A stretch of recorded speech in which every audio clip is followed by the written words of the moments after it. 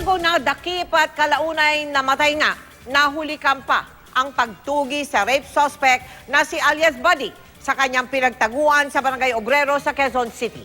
Nakatutok si Mark Salazar. 3 araw na raw nagtatago sa masikip na parting ito ng Barangay Obrero, Quezon City si Alfie Turado o alias Buddy. Isa sa 2 suspect ng panggagahasa at pagnanakaw sa 2 babaeng pasahero ng kolorum na van nung nakaraang Biyernes. May nagsabi na isang babae na yan nakatira, tapos nagsangla daw ng cellphone na halagang 900. Ngayon bumalik, parang tubusin niya yung cellphone kagabi. Doon na nakilala yung suspect. Nakita ko siya lang kasi ang bago dito at saka hindi siya lumalabas sa Parang ang ganun nga ay sa akin lang naman na baka sakali.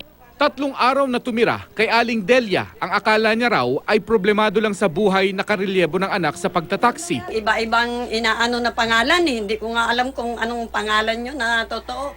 Ang tawag dito sa kanya, Poldo. Kung tawagin ko yung Poldo eh. Pero nung may nagsolicit dito na pulis, hinahanap ang Buddy pala daw yung pangalan nyo. Hindi ko alam.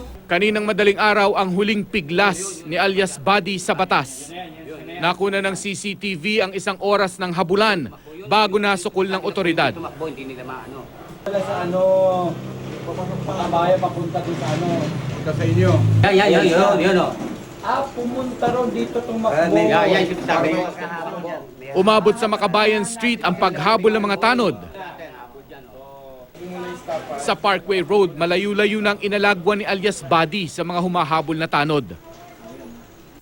Hanggang sa bahay ni AJ Maniego na corner ang suspect. Dito daw po.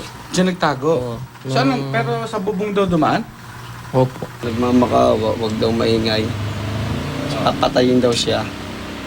Yun daw. Eh, tapos anong ginawa mo pa rin? Sabi ko sige, diyan ka lang. Dahil natakot din ako eh. 2:20 AM, nadampot rin si Buddy ng mga tanod. Nagulpi muna siya ng taong bayan. Bago siya kinuha ng QCPD para dalhin sa Camp Karingal. Mark Salazar, nakatutok 24 oras.